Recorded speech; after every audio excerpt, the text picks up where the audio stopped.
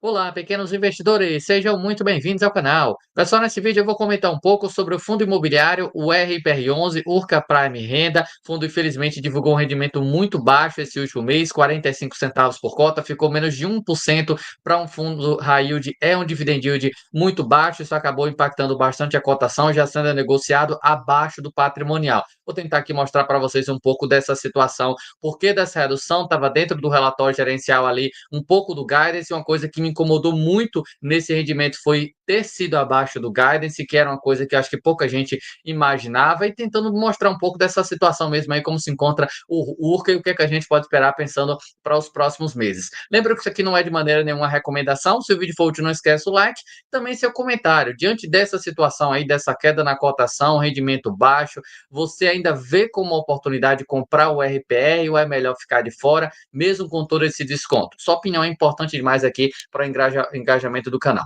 Dito os avisos e pedidos, vamos aqui para dentro do relatório, pelo menos o último aqui divulgado pela gestão. Até aproveito aqui para lembrar para você que é cotista do fundo, que geralmente eles fazem uma live ali no canal deles. Infelizmente eu não posso replicar essa live aqui no canal, senão pode gerar problema para mim.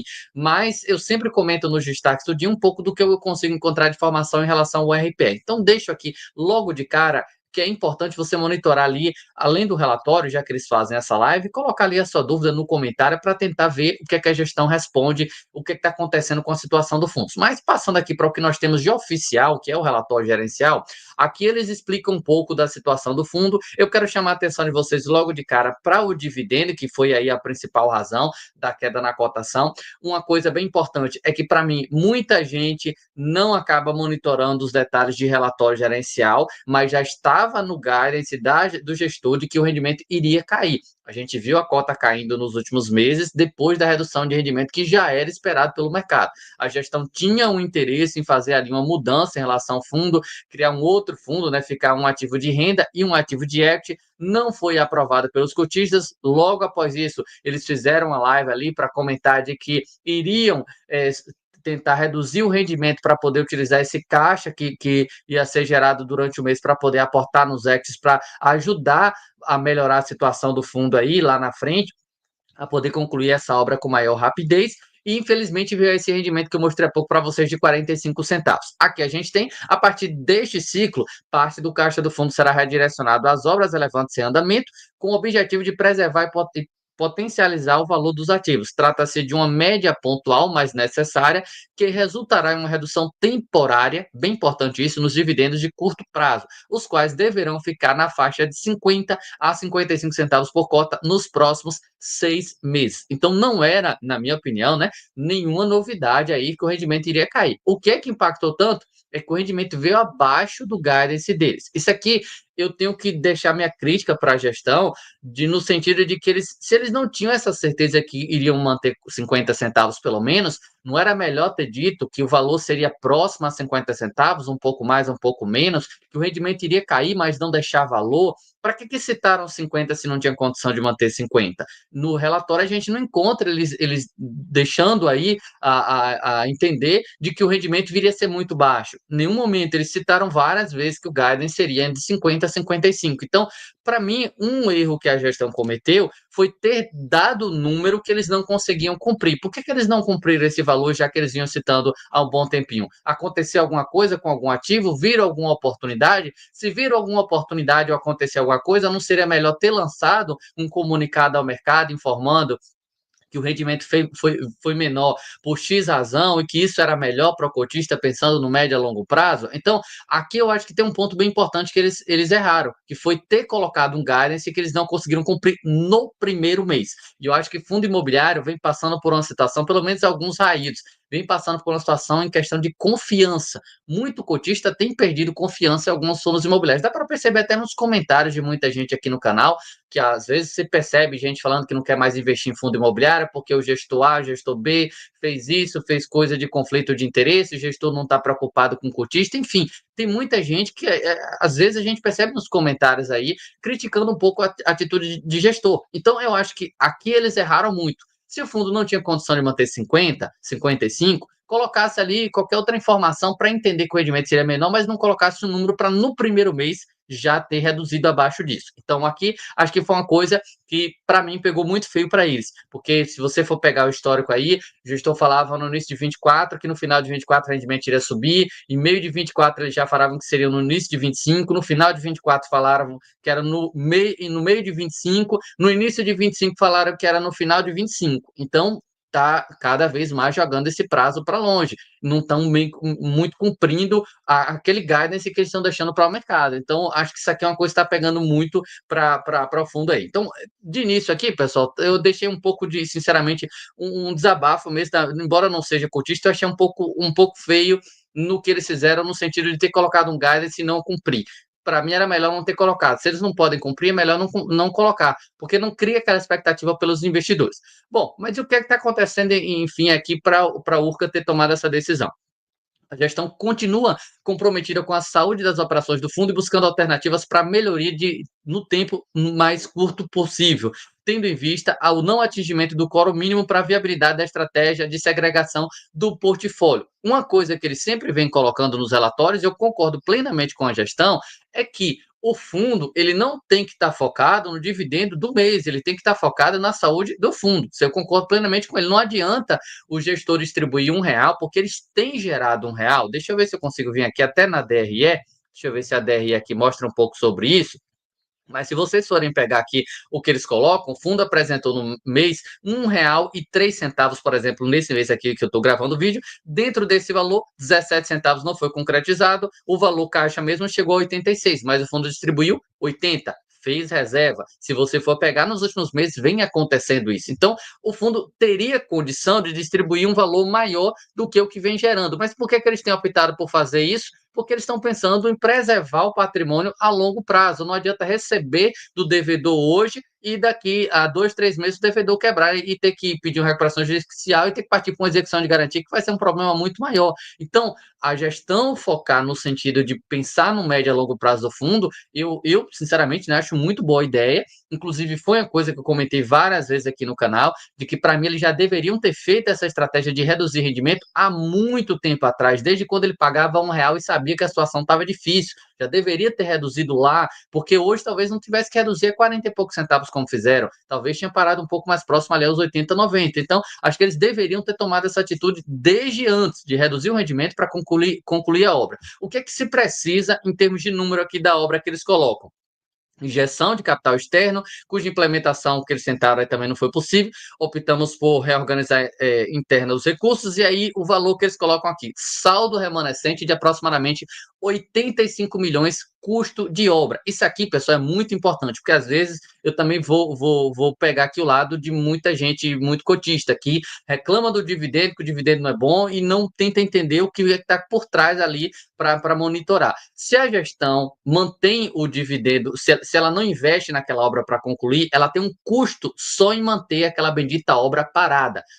Questão de segurança, de limpeza, tudo isso aí tem custo. Inclusive, se não me engano, vocês podem me corrigir nos comentários aí para quem viu a gestão comentar sobre, era ali uns 2, 3 milhões por mês que o fundo tinha de custo com essas obras. Então é um valor considerável. Basicamente, o dinheiro que eles retiam era só para manter a obra parada, porque não tinha dinheiro suficiente para fazer frente. Agora, com essa redução, ele vai ter dinheiro para aumentando as obras e, consequentemente, algumas delas irem performando. Muitas delas estão aí com 90, 90 e alguma coisa por cento para serem concluídas. Então, está muito próximo. Se fizer ali alguns pequenos aportes, 2, 5, 10 milhões em algumas obras, já vão começar a serem concluídos algum desses. Então, se o fundo opta por distribuir tudo, ele vai parar essas obras vão continuar nessa mesma situação, só tendo gasto com segurança e limpeza, e nunca vai ser concluída, a menos que eles consigam algum aporte externo, que no cenário atual eu acho que vai ser um pouco difícil. Então, a ideia deles terem resultado faz sentido nisso, porque eles precisam de caixa.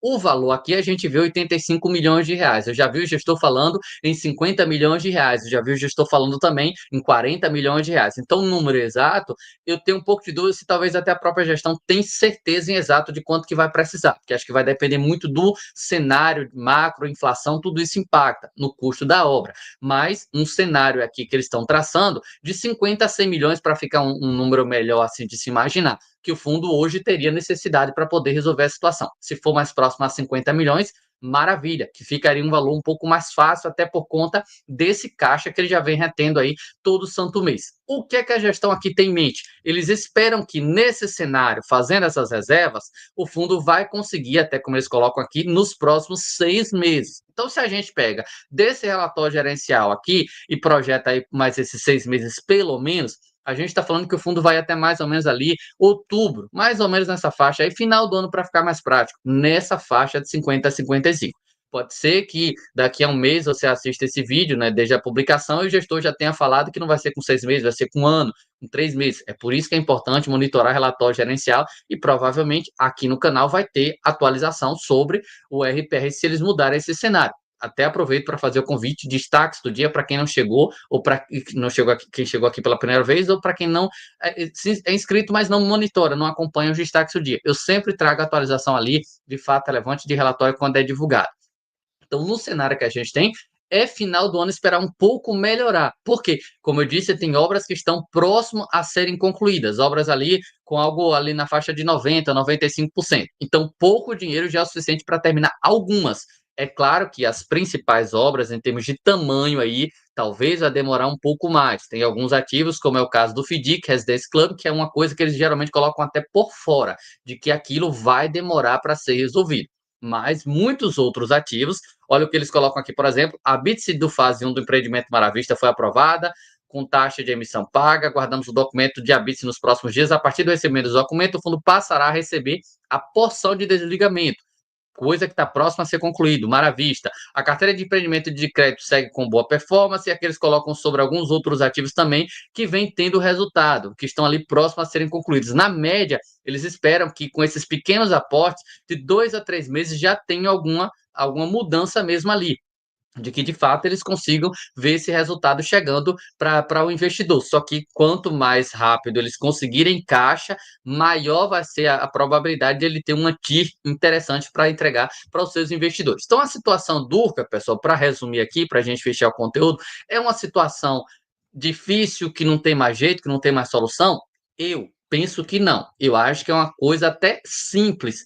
Agora talvez esteja um pouco mais complicado, porque a gente está vendo a cota despencando, mas o fundo vem gerando resultado. 80, 90, R$ 1 por cota, mais ou menos, aí dependendo do IPCA. Se você pega esses números e você imagina que o fundo está retendo metade disso, 40%, é um valor considerável. Então, o fundo vai ter resultado. Se você pega aqui na média, resultado que ele vem tendo de lucro mesmo, o lucro ali muito próximo a 10 milhões de reais. Até para arredondar o número, se o fundo tem 10 milhões de lucro todo mês e está usando 5 milhões para manutenção desses ativos, mais o que sobra ali para poder alocar nesses empreendimentos que estão próximos para serem concluídos, eu acho que o fundo não está numa situação de que não tem mais jeito, que quebrou, que faliu. Eu não vejo assim dessa forma.